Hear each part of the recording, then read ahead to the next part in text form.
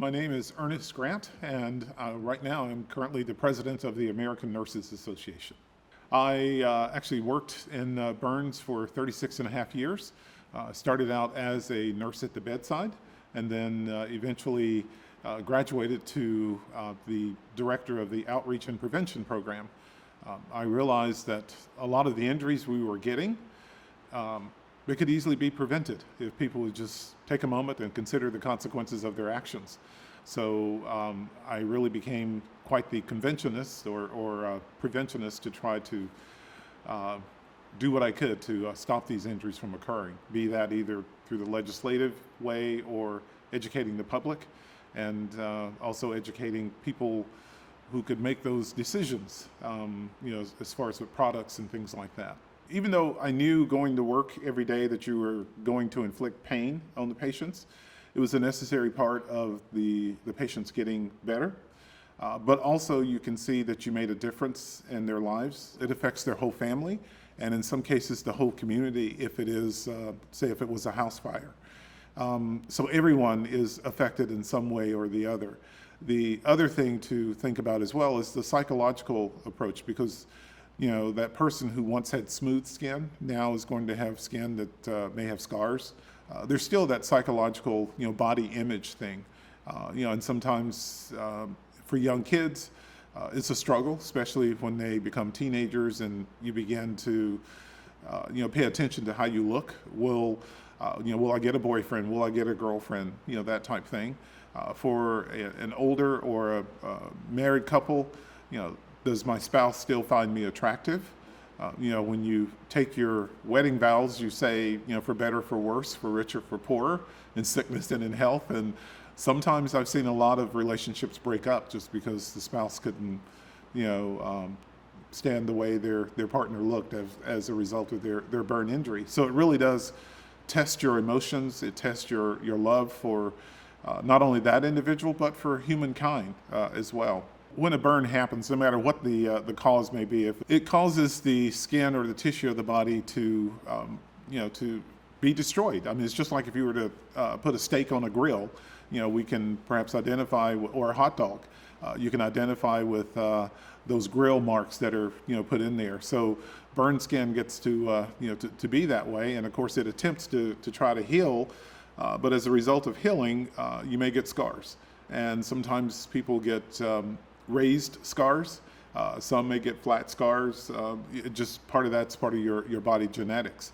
But when the burn happens, my job as a nurse taking care of that person is to, first of all, help them to heal, try to prevent infection, because the worst enemy of a burn is an infection. I knew that one of the downsides of my job when I first started there was that you're going to work to inflict pain.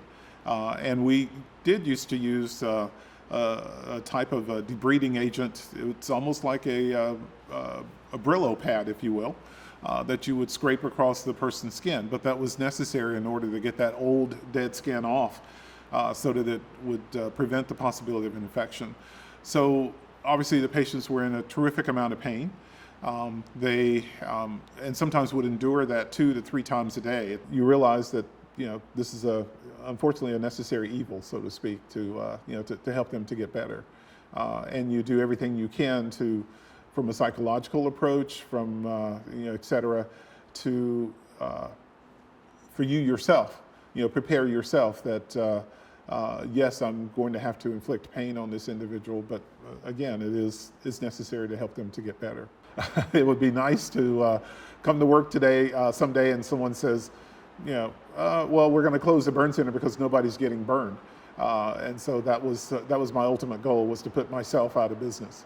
If you would ask the average American, if a sprinkler head goes off, in this building, like if I was to say if a sprinkler head in this building were to go off, do the sprinklers in other parts of the building go off? And they would probably say yes, because they've been tuned, if you will, to believe that from movies that they see. And we've all seen where they will, either throw a match or something up to the sprinkler head, and suddenly the whole building is just inundated with, with water, a very powerful amount of water at that. And that's not true. It only goes off in the area where the fire is. Well, I still would rather be dealing with mopping up water than have lost my life or suffered a burn injury. When you compare the economics of that, maybe a few $1,000s to clean up the water damage versus a lifetime of either permanent scars or the loss of the ability to return to work and contribute to society, or even just the loss of your life. To me, is well worth it to make that investment. And so that was the big thing as far as trying to get the legislators and people who would be on the various building code committees and things like that to understand that the value of that particular decision, and how just sprinkling your home or sprinklering new residential homes would be a significant difference, or make a significant difference. I see the other end of what happens. The fact that someone may be hospitalized for 2 months, 3 months, 6 months, maybe even the longest that a patient that I had was with us for 2 years. And at the time, the average cost of an ICU bed was about $1,800 a day. And that just include, that was just for the person to occupy the bed. It didn't include labs, x-rays, other charges and things like that. So easily you're looking at probably about $5,000 a day for about a good 6 weeks, and then probably another 6 weeks in the step-down unit at maybe half that cost.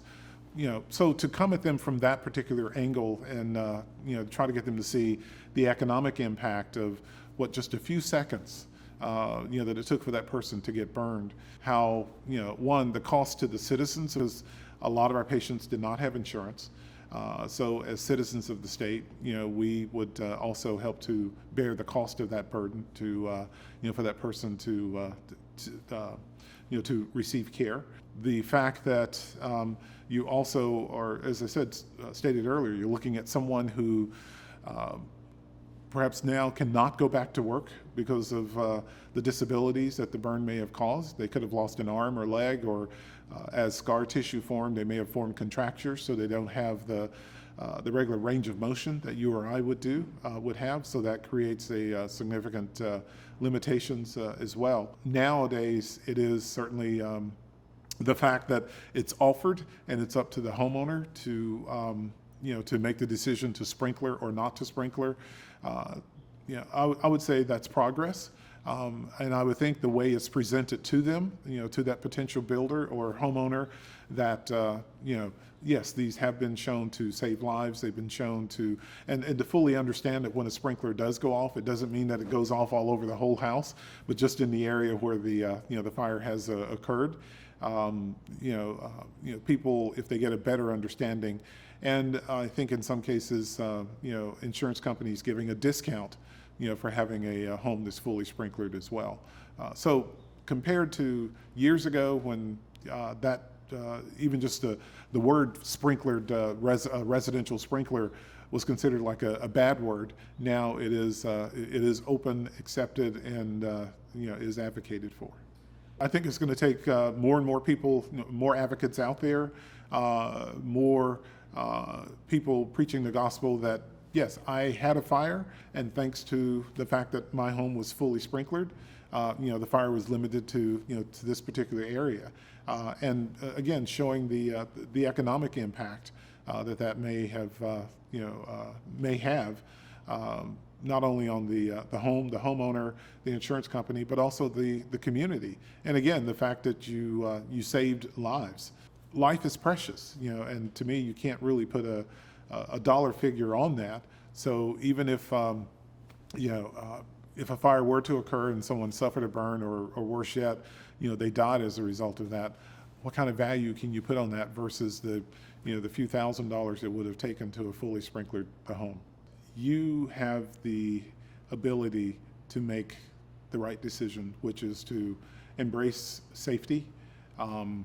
Think about that. It's not only you, your family, your community, your state, your country. All it takes is just that person, redoubling that effort to think, am I being safe? And and if so, fine, do I need to pass this message on to others in whatever way that I can? Because we all can be change agents.